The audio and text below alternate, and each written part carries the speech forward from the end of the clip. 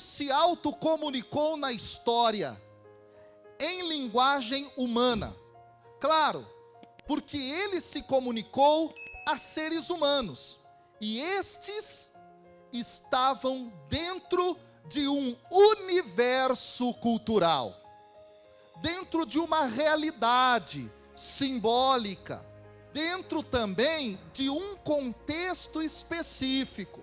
E o que isso tem de importância para a gente? Ao olharmos para a Bíblia, nós compreendemos que nela está o registro da experiência de seres humanos com Deus, dentro de uma cultura específica, que é a cultura do povo de Israel.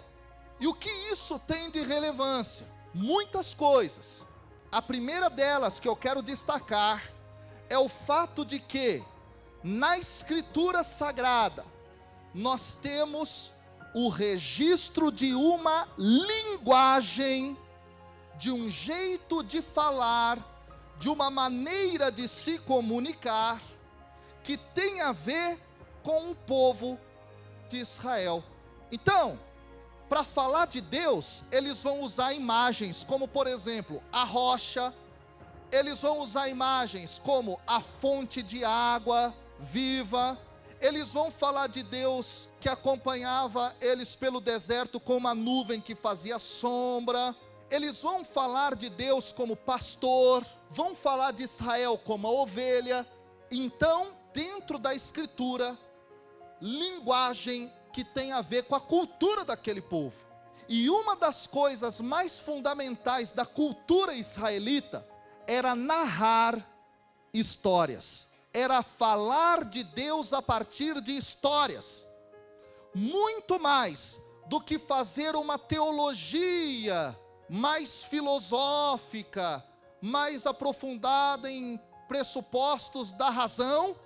Eles contavam algo sobre Deus por meio de narrativas.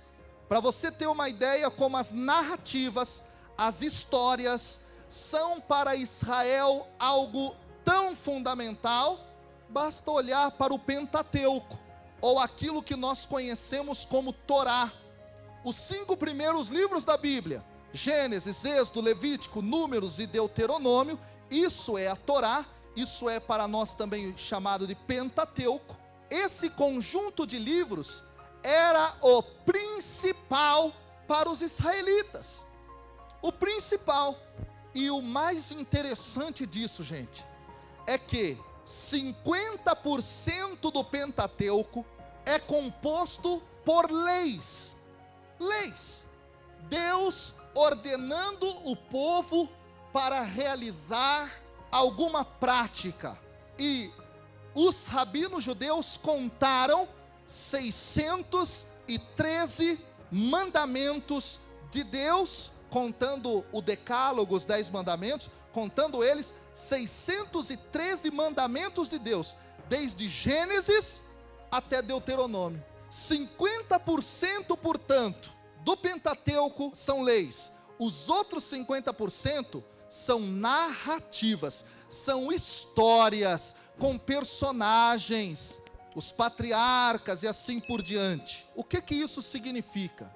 Que contar histórias para a cultura bíblica era algo importantíssimo. João Cláudio, o que isso tem a ver comigo?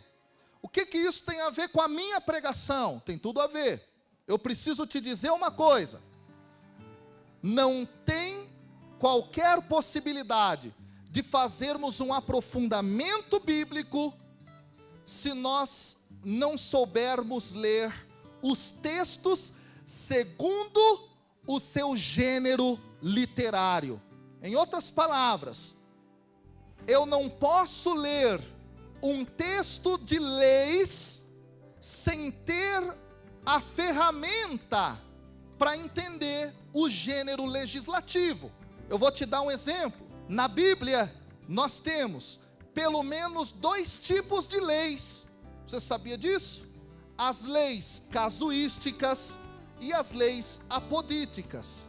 É claro que o tempo é curto para a gente discorrer sobre isso, mas para compreender as leis, eu preciso conhecer o mínimo das leis, da forma como elas são escritas na Bíblia. Por exemplo, os salmos, nós temos dezenas de tipos diferentes de salmos. Para compreender de fato um salmo, eu preciso saber dessas coisas. Profecia, existem vários tipos de profecia.